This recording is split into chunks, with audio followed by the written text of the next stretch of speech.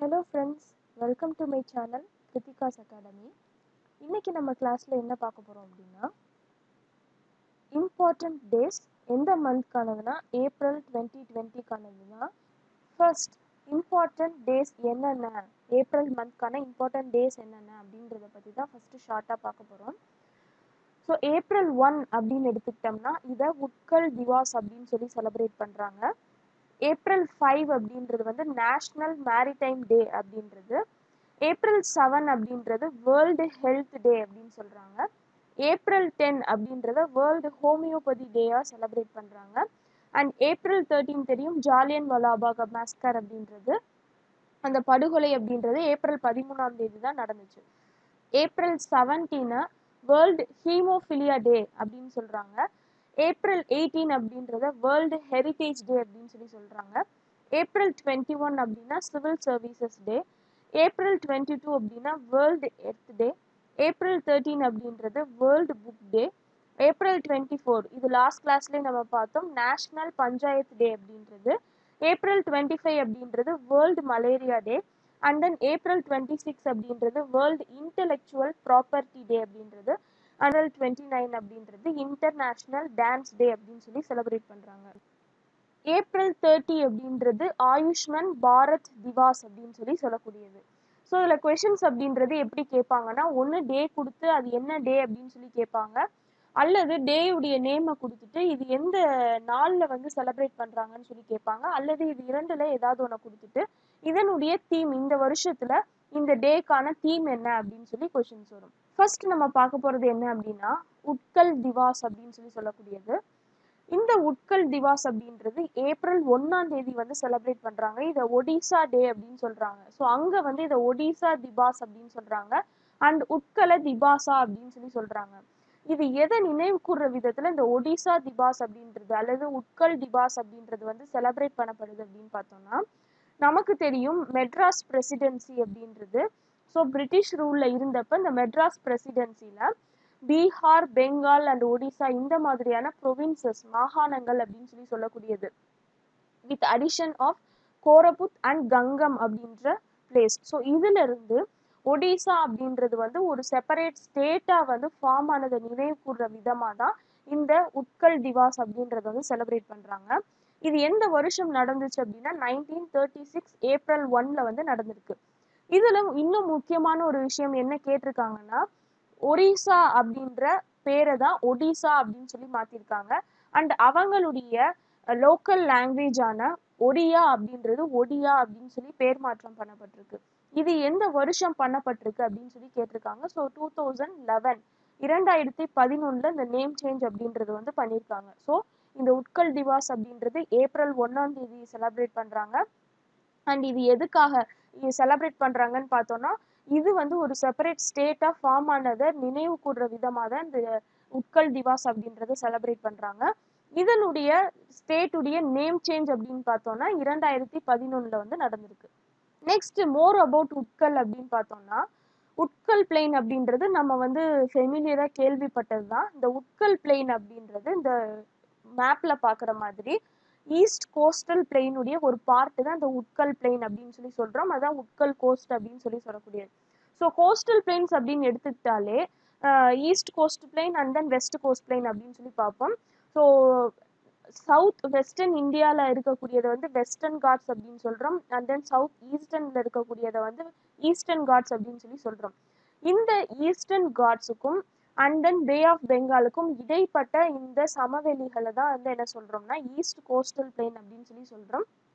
அதே மாதிரி western காட்ஸுக்கும் Arabian சீக்கும் இன் பிட்வீன்ல இருக்கக்கூடியதான் west coastal plain அப்படின்னு சொல்லி சொல்லக்கூடியது.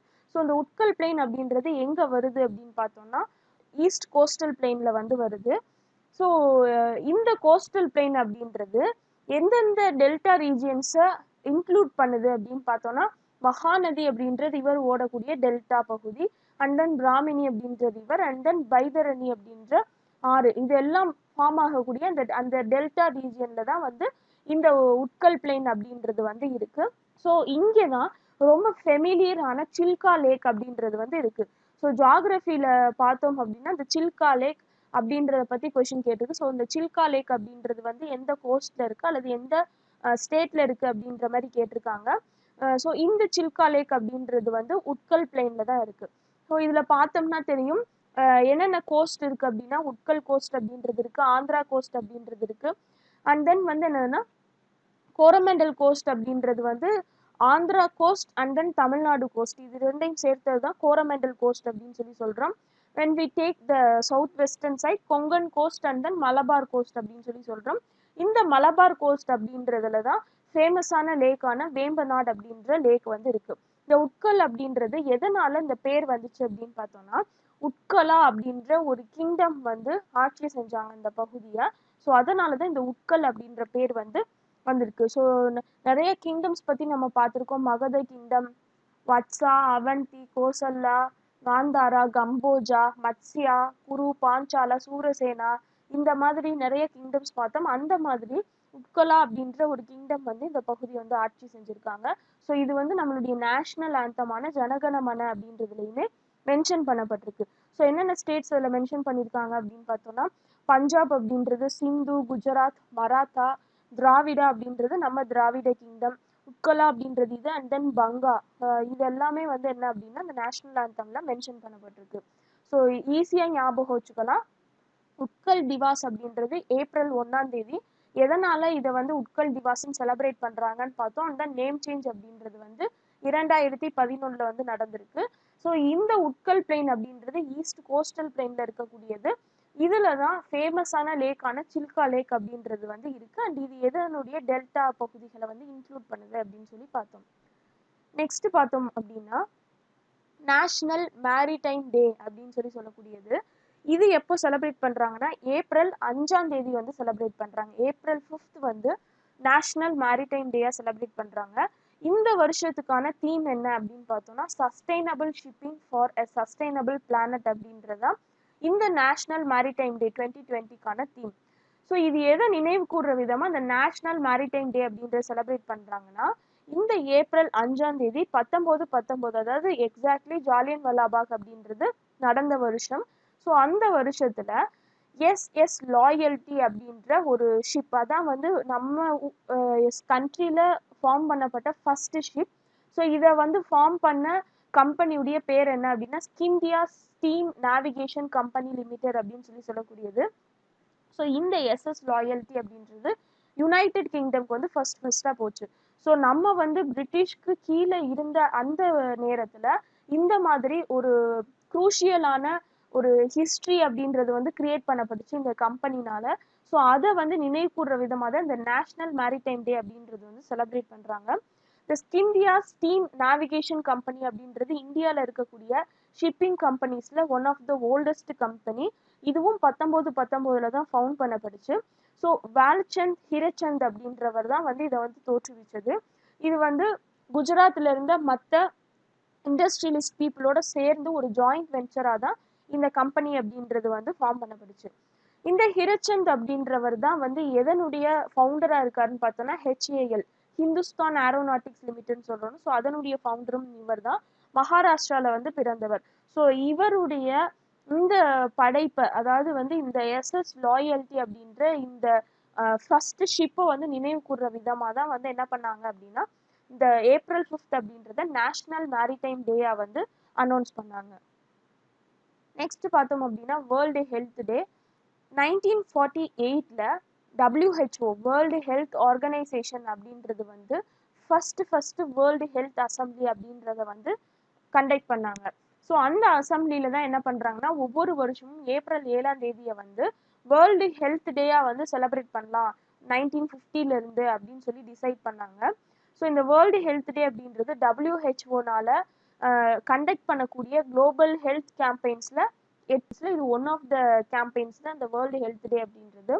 ஸோ WHO வேற என்னென்ன டேஸ் வந்து செலிப்ரேட் பண்ணப்படுது அப்படின்னு பார்த்தோம் அப்படின்னா வேர்ல்டு டியூபர்குலோசிஸ் டே அப்படின்றது, வேர்ல்டு இம்யூனைசேஷன் வீக் அப்படின்றது, வேர்ல்டு மலேரியா டே அப்படின்றது, வேர்ல்டு நோ டொபாக்கோ டே அப்படின்றது, வேர்ல்டு எய்ட்ஸ் டே அப்படின்றது, world blood donor day and world hepatitis day.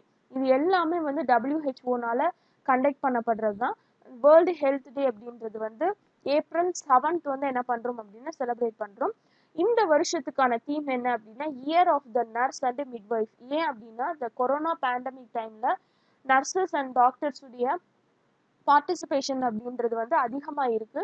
இது போன வருஷத்துக்கான தீமா இருந்தாலுமே இப்ப இருக்கக்கூடிய சிச்சுவேஷனுக்கும் ஏற்ற மாதிரி year of the nurse and midwife அப்படின்னு சொல்லி இந்த வருஷத்துக்கான தீம் வந்து செட் பண்ணியிருக்காங்க.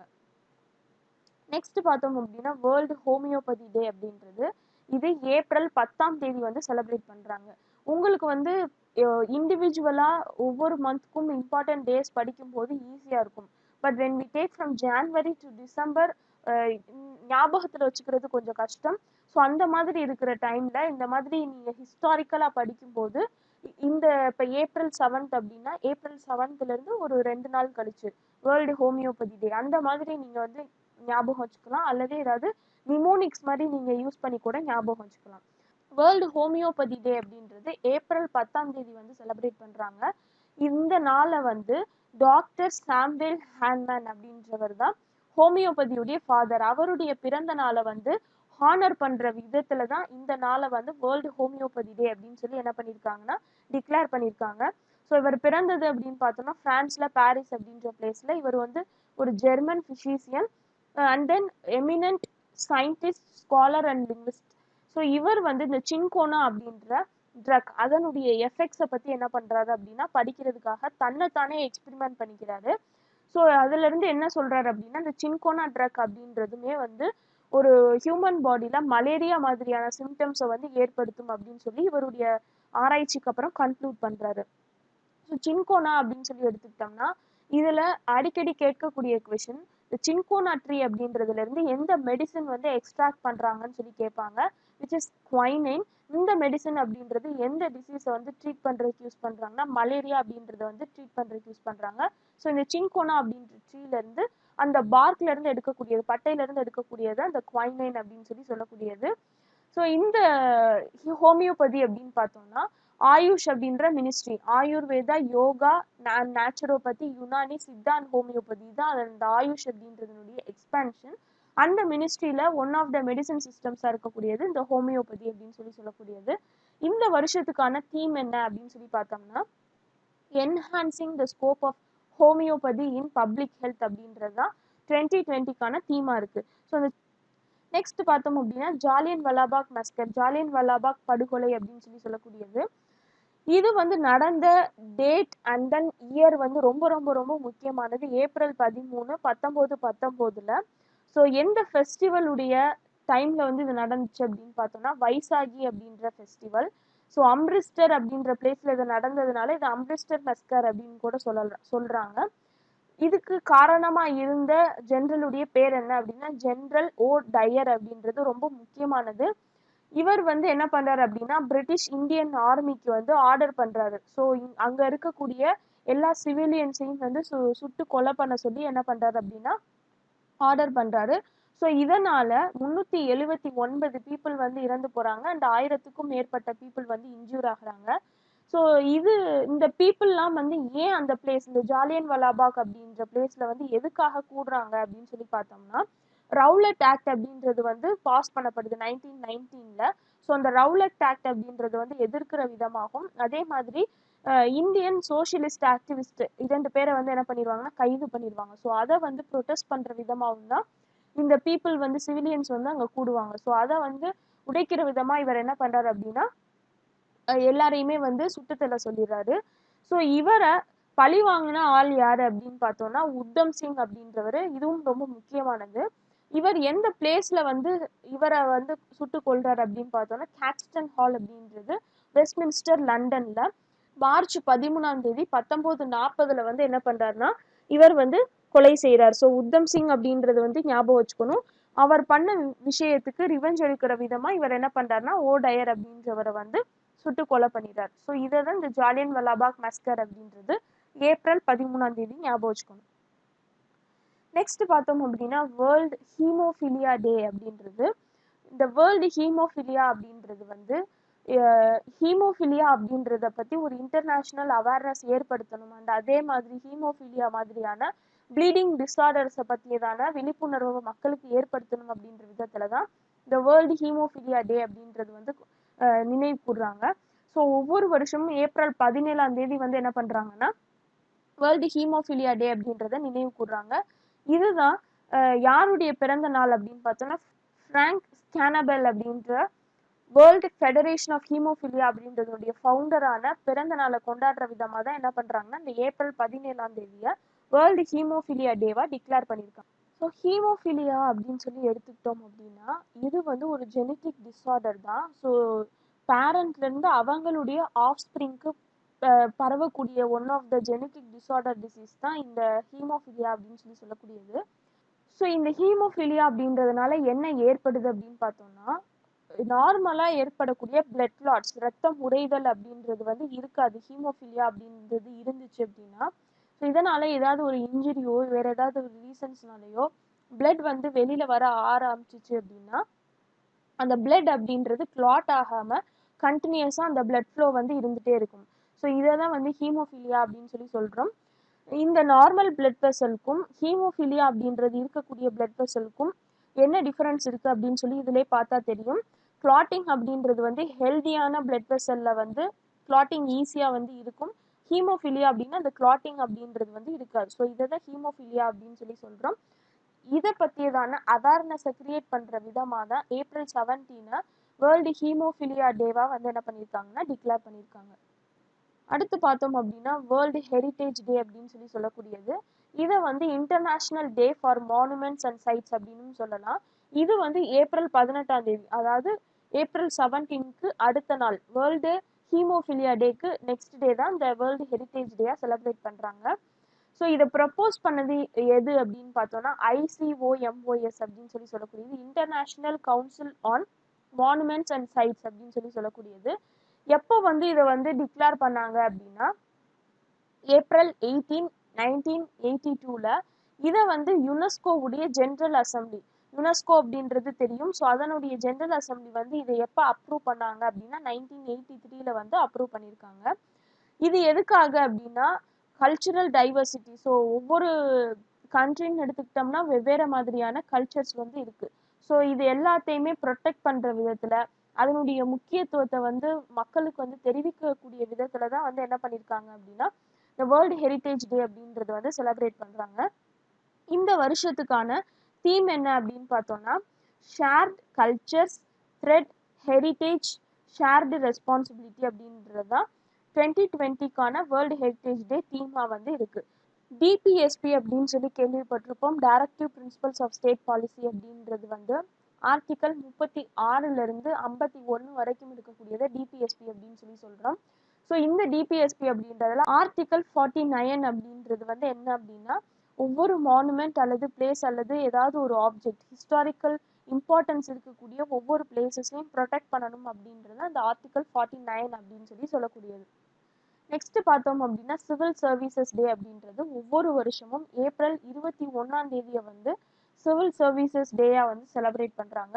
ஸோ பிரிட்டிஷ் ராஜ் காலத்துல பிரிட்டிஷ் கொலோனியல் ரூல் இருந்தப்போ வாரன் ஹாஸ்டிங்ஸ் அப்படின்றவர் இந்த சிவில் சர்வீஸ்க்கு ஒரு ஃபவுண்டேஷன் வந்து அமைச்சு கொடுத்தாரு. ஆனா இதை வந்து மாடர்னைஸ்ட் ஆக்கி அதை வந்து செயல்படுத்தினது யார் அப்படின்னா சார்லஸ் கார்ன்வாலிஸ் அப்படின்றவர். ஸோ அதனால கார்ன்வாலிஸ் அப்படின்றவர் தான் father of civil service in India அப்படின்னு சொல்லி சொல்றோம்.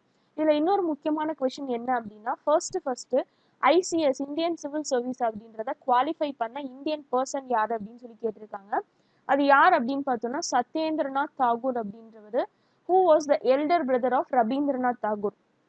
ஸோ இவர் வந்து இந்த ICS வந்து கிளியர் பண்ண வருஷம் என்ன அப்படின்னு பார்த்தோம்னா 1863 அப்படின்னு சொல்லி சொல்லக்கூடியது. ஸோ ஏப்ரல் 21 அப்படின்றது சிவில் சர்வீசஸ் டேயா வந்து இருக்கு. ஒவ்வொரு வருஷமும் இந்த டேல வந்து பிரைம் மினிஸ்டர் வந்து என்ன பண்றாங்க அப்படின்னா எக்ஸலன்ஸ்க்கான அவார்டு வந்து கொடுக்குறாங்க. பப்ளிக் அட்மினிஸ்ட்ரேஷன் அதாவது நிர்வாகம் அப்படின்றதுல பப்ளிக் சர்வீசஸ்ல நிர்வாகத்துல இருக்கக்கூடியவங்களுக்கு எக்ஸலன்ஸ்க்கான அவார்டு வந்து கொடுக்குறாங்க. இதை 3 கேட்டகரிஸா கொடுக்குறாங்க. ஃபர்ஸ்ட் கேட்டகரி அப்படின்றது வந்து 8 north eastern states and 3 hill states என்னென்ன அப்படின்னா உத்தரகாண்ட் ஹிமாச்சல் பிரதேஷ் அண்ட் ஜம்மு காஷ்மீர். இது போக நார்த் ஈஸ்டர்ன் ஸ்டேட்ஸ்ல அசாம் மேகாலயா மணிப்பூர் இந்த மாதிரியான நார்த் ஈஸ்டர்ன் ஸ்டேட்ஸ் 8 சேர்த்து அண்ட் தென் 3 ஹில் ஸ்டேட்ஸ் சேர்த்து இதுக்கான இதை வந்து ஃபர்ஸ்ட் கேட்டகரியா கொடுக்குறாங்க. அண்ட் செகண்ட் கேட்டகரி அப்படின்னு பார்த்தோம்னா 7 யூனியன் டெரிட்டோரிஸ்ல இருக்கக்கூடியவங்களுக்கு அண்ட் தேர்ட் கேட்டகரி அப்படின்னு பார்த்தோம்னா ரெஸ்ட் ஆஃப் த இந்தியன் ஸ்டேட்ஸ்க்கு வந்து தேர்ட் கேட்டகரியா அவங்களுக்கு வந்து அவார்டு அப்படின்றது வந்து கொடுக்குறாங்க. ஸோ இந்த அவார்ட் ஃபங்க்ஷனை ஆர்கனைஸ் பண்ணக்கூடிய டிபார்ட்மெண்ட் என்ன அப்படின்னு பார்த்தோம்னா department of the administrative reforms and public grievances அப்படின்னு சொல்லக்கூடியது and ministry of personnel public grievances and pensions இணைஞ்சு தான் இந்த என்ன பண்ணுறாங்கன்னா இந்த அவார்ட் ஃபங்க்ஷன் அப்படின்றத வந்து ஆர்கனைஸ் பண்ணுறாங்க. ஸோ இதில் வந்து என்னென்ன இன்க்ளூட் ஆகுது அப்படின்னா ஒரு மெடல், ஒரு scroll and cash amount of ₹1 lakh அப்படின்றது. சப்போஸ் ஒரு குரூப்பாக, அதாவது இப்போ ஒரு 5 பேர் இருக்காங்க, அவங்க வந்து இந்த எக்ஸலன்ஸ்க்கான அவார்டு வாங்குறாங்க அப்படின்னு சொல்லி பார்த்தோம்னா ஒவ்வொரு பர்சனுக்கும் 1 lakh அப்படின்றது கிடைக்கிற மாதிரி டோட்டலாக 5 lakhs அப்படின்ற மாதிரி கொடுப்பாங்க. ஸோ இந்த மாதிரி தான் எக்ஸலன்ஸ்க்கான அவார்டு வந்து கொடுக்கப்படுது. எப்போ அப்படின்னா April 21, that is civil services day அன்னைக்கு வந்து கொடுக்கப்படுது. நெக்ஸ்ட் பார்த்தோம் அப்படின்னா வேர்ல்டு எர்த் டே அப்படின்றது April 22 வந்து எர்த் டேயா வந்து ஒவ்வொரு வருஷமும் செலிப்ரேட் பண்றாங்க. இது எதுக்காக அப்படின்னா எப்படி வந்து ஹீமோஃபீலியா அப்படின்றத வந்து இன்டர்நேஷனல் லெவல்ல ஒரு அவேர்னஸ் ஏற்படுத்தணும்னு சொல்லி கொண்டு போனாங்களோ அதே மாதிரி climate change and global warming இதை பற்றியதான அவேர்னஸ் ஏற்படுத்துகிற விதமாக தான் இந்த வேர்ல்டு எர்த் டே அப்படின்னு சொல்லி செலிப்ரேட் பண்ணுறாங்க. April 22 அப்படின்றது 1969ல், அதாவது தமிழ்நாடு அப்படின்றது பேர் மாற்றம் அடைஞ்சதும் 1969ல் தான். 5 கிங்டம் கிளாசிஃபிகேஷன் அப்படின்றதும் வந்து 1969 தான். ஆர்ஹெச் விட்டேக்கர் அப்படின்றவர் வந்து இந்த 5 கிங்டம் கிளாசிஃபிகேஷன் அப்படின்றத ப்ரப்போஸ் பண்ணாரு. ஸோ இந்த மாதிரி நீங்கள் வந்து வேற இயர்ஸை வந்து அட்ஜாயினிங்காக ஞாபகம் வச்சுக்கலாம். 1969ல் யுனெஸ்கோ கான்ஃபரன்ஸ் சான் பிரான்சிஸ்கோவில் வந்து நடக்குது. ஸோ அப்போ பீஸ் ஆக்டிவிஸ்டான ஜான் மெக்கோனல் அப்படின்றவர் என்ன சொல்றாருன்னா எர்த் அப்படின்றது வந்து ஹானர் பண்ணுற விதமாகவும் அதே மாதிரி பீஸ் அப்படின்ற கான்செப்ட்காகவும் ஒரு டே அப்படின்றத வந்து செலிப்ரேட் பண்ணணும் அப்படின்னு சொல்லி சொல்றாரு. ஸோ அதனால March 21, 1970 தான் ஃபர்ஸ்ட் வந்து இந்த வேர்ல்டு எர்த் டே அப்படின்றது வந்து செலிப்ரேட் பண்ணப்படுது. இந்த வருஷத்துக்கான தீம் என்ன அப்படின்னு பார்த்தோம்னா கிளைமேட் ஆக்ஷன் அப்படின்றதான் 2020க்கான தீமா இருக்கு. நெக்ஸ்ட் பார்த்தோம் அப்படின்னா வேர்ல்டு புக் டே அப்படின்றது. இந்த வேர்ல்டு புக் டே அப்படின்றது April 23 வந்து செலிப்ரேட் பண்றாங்க.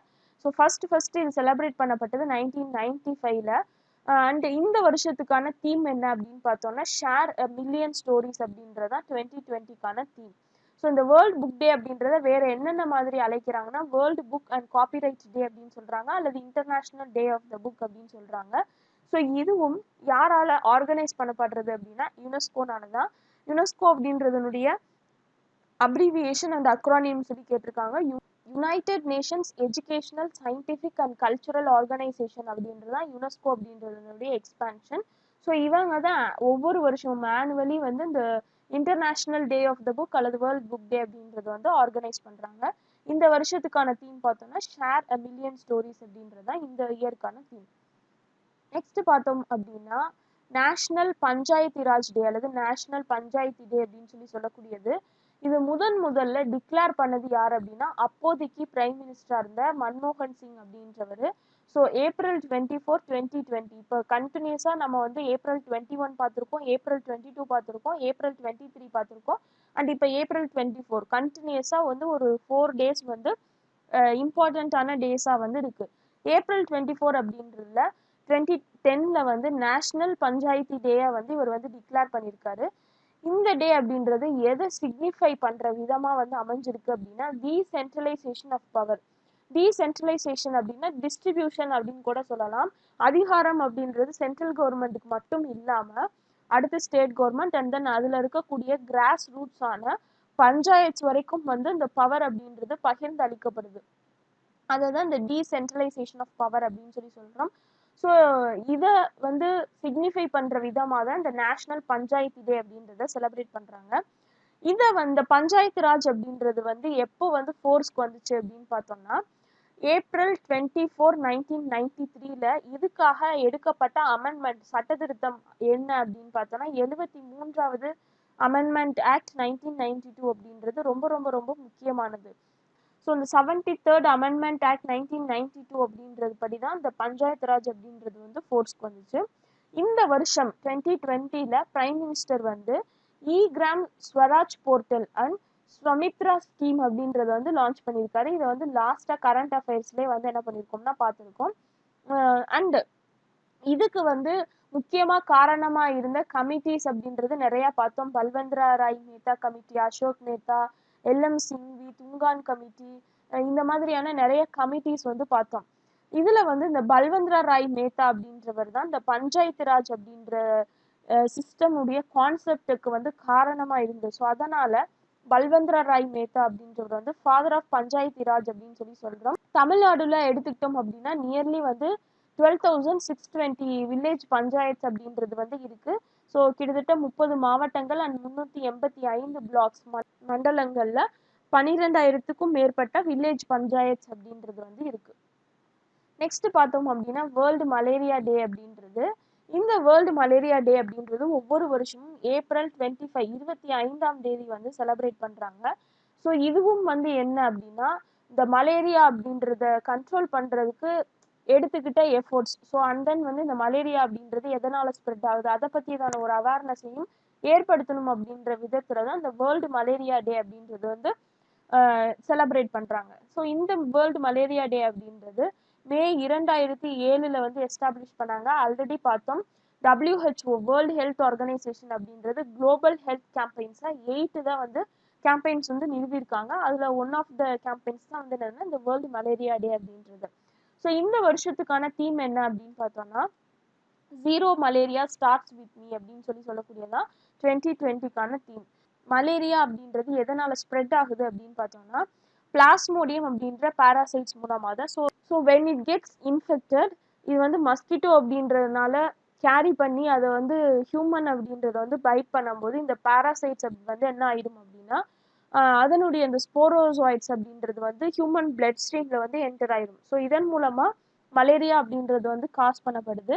இதனுடைய சிம்டம்ஸ் என்னென்ன அப்படின்னு பார்த்தோம்னா fever, tiredness, vomiting and head aches. So தலைவலி அப்படின்றது. இதில் வந்து டிஃப்ரெண்ட் ஸ்டேஜஸ் ஆஃப் மலேரியா அப்படின்னு சொல்கிறோம். ஸோ ஒவ்வொரு ஸ்பீசிஸும் ஒவ்வொரு விதமான ஸ்டேஜஸ்க்கு காரணமாக இருக்குது. மொத்தம் 5 ஸ்பீசிஸ் ஆஃப் பிளாஸ்மோடியம் அப்படின்றது இருக்குது. என்னென்ன அப்படின்னு பார்த்தோம்னா plasmodium falciparum, plasmodium malariae, plasmodium vivax, plasmodium ovale and then plasmodium knowlesi அப்படின்னு சொல்லக்கூடியது 5 ஸ்பீசிஸ் ஆஃப் பிளாஸ்மோடியம். மலேரியா அப்படின்றது எதனால காஸ் பண்ணப்படுது அப்படின்னு சொல்லி கேட்டிருக்காங்க. பிளாஸ்மோடியம் அப்படின்றது வந்து ஞாபகம் வச்சுக்கணும்.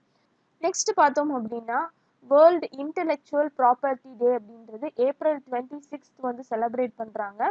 இதை வந்து எஸ்டாப்ளிஷ் பண்ணது விப்போ அப்படின்ற ஆர்கனைசேஷன். விப்போ அப்படின்னா வேர்ல்டு இன்டெலெக்சுவல் ப்ராப்பர்ட்டி ஆர்கனைசேஷன் அப்படின்றது 2000 வந்து என்ன பண்ணாங்கன்னா எஸ்டாப்ளிஷ் பண்ணாங்க. எதுக்காக அப்படின்னா பேட்டன்ஸ், காப்பிரைட்ஸ், ட்ரேட்மார்க்ஸ், டிசைன்ஸ் இதை பற்றியதான அவேர்னஸை வந்து ஏற்படுத்தணும் அப்படின்றதுக்காக தான். அதே மாதிரி ஒவ்வொரு கிரியேட்டர்ஸும் அவங்க வந்து கொடுத்துருக்கக்கூடிய கான்ட்ரிபியூஷன், அவங்களுடைய கிரியேட்டிவிட்டி வந்து செலிப்ரேட் பண்ணுற விதமாக தான் இந்த வேர்ல்டு இன்டெலெக்சுவல் ப்ராப்பர்ட்டி டே அப்படின்றது வந்து செலிப்ரேட் பண்ணுறாங்க. இந்த விப்போ அப்படின்றது எதனுடைய செல்ஃப் ஃபண்டிங் ஏஜென்சி அப்படின்னா யுனைடெட் நேஷன்ஸ் உடைய செல்ஃப் ஃபண்டிங் ஏஜென்சி தான் விப்போ அப்படின்றது. இதனுடைய மெம்பர் ஸ்டேட்ஸ் அப்படின்னு பார்த்தோம்னா கிட்டத்தட்ட 193 மெம்பர் ஸ்டேட்ஸ் அப்படின்றது வந்து இருக்கு. இந்த 2020க்கான தீம் என்ன அப்படின்னு பார்த்தோம்னா innovate for a green future அப்படின்றதான் 2020க்கான இன்டெலெக்சுவல் ப்ராப்பர்ட்டி டேக்கான தீம். ஸோ இது எப்போ செலிப்ரேட் பண்ணுறாங்கன்னா ஏப்ரல் 26 அப்படின்றது. நெக்ஸ்ட் எடுத்தோம் அப்படின்னா இன்டர்நேஷ்னல் டான்ஸ் டே அப்படின்றது. ஸோ ஏப்ரல் 29 அப்படின்றது வந்து இன்டர்நேஷ்னல் டான்ஸ் டேயாக வந்து செலிப்ரேட் பண்ணுறோம். ஸோ இது வந்து எப்போ ஃபர்ஸ்ட் கிரியேட் பண்ணாங்க அப்படின்னு பார்த்தோம்னா 1982ல. ஸோ ஒவ்வொரு வருஷமும் ஏப்ரல் 29 வந்து இன்டர்நேஷ்னல் டான்ஸ் டே அப்படின்றது வந்து செலிப்ரேட் பண்ணுறாங்க.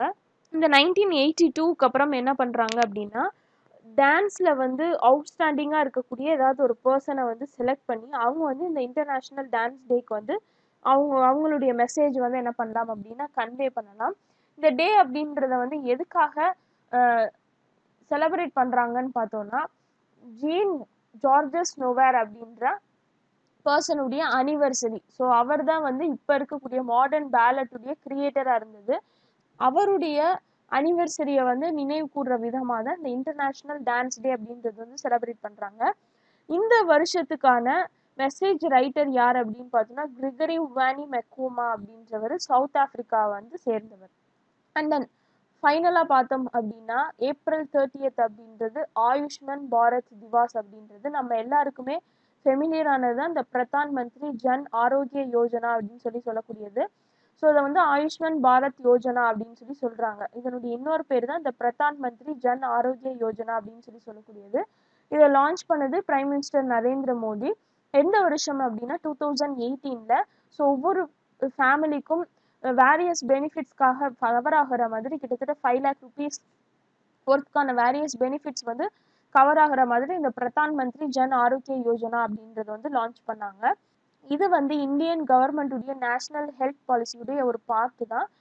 அதாவது பாட்டம் அண்ட் தென் ரொம்ப புவரான வல்னரபிளான பீப்புள், லோவஸ்ட் லெவலில் இருக்கக்கூடிய பீப்புளுக்கு வந்து என்ன பண்ணணும் அப்படின்னா ஃப்ரீ ஹெல்த் கவரேஜ் அப்படின்றது வந்து ப்ரொவைட் பண்ணணும் அப்படின்ற ஒரு எய்மோட தான் இந்த ஆயுஷ்மான் பாரத் திவாஸ் அப்படின்றது வந்து செலிப்ரேட் பண்ணப்படுது. ஸோ இன்னைக்கு கிளாஸ் இதோட கம்ப்ளீட் ஆகுது. இந்த கிளாஸ் அப்படின்றது யூஸ்ஃபுல்லாக இருந்திருக்கும் அப்படின்னு சொல்லி நம்புகிறேன். இம்பார்ட்டன்ட் டேஸ் அண்ட் ஈவெண்ட்ஸ் அப்படின்றது வந்து and then test diary of events அப்படின்னு சொல்லி கொஷின்ஸ் கேட்பாங்க கரண்ட் அஃபேர்ஸில். ஸோ எந்தெந்த நாளில் எதை செலிப்ரேட் பண்ணுறாங்க அப்படின்றத வந்து மெமரைஸ் பண்ணிக்கணும். அண்ட் ஒவ்வொரு வருஷத்துக்கும் அதனுடைய தீமாக என்ன வச்சு செலிப்ரேட் பண்ணுறாங்க அப்படின்றதையும் ஞாபகம் வச்சுக்கணும். இந்த மாதிரி ஒவ்வொரு மாதத்துக்கும் அதனுடைய ஹிஸ்ட்ரியை பேஸ் பண்ணி நம்ம படிக்கும்போது சூஸ் மாதிரி படிக்காமல் அல்லது ஒன் வேர்ட் மாதிரி படிக்காமல் இந்த மாதிரி வந்து ஒரு தியரியாக படிக்கும்போது ஈஸியாக வந்து ஞாபகம் வச்சுக்கலாம். இப்போ சிவில் சர்வீசஸ் அப்படின்னு எடுத்துக்கிட்டோம்னா April 21 அப்படின்றது செலிப்ரேட் பண்ணுறோம். ஸோ ஃபர்ஸ்ட் வந்து ரவீந்திரநாத் தாகூருடைய பிரதரான சத்யேந்திரநாத் தாகூர் அப்படின்றவர் ஐசிஎஸ் பாஸ் பண்ணார். இந்த மாதிரி படிக்கும்போது years and then date and then வந்து அதனுடைய ஹிஸ்ட்ரியை வந்து ஈஸியாக வந்து ஞாபகம் வச்சுக்கலாம். இன்னும் வேறு ஏதாவது கிளாஸஸ் கண்டக்ட் பண்ணால் நல்லாயிருக்கும் அப்படின்ற மாதிரி உங்களுக்கு ஏதாவது சஜஷன் இருந்துச்சு அப்படின்னா கீழே கமெண்ட் செக்ஷனில் வந்து கமெண்ட் பண்ணுங்கள். Thank you so much all for வாட்சிங். If you like my video, please share and subscribe for my channel. Thank you all.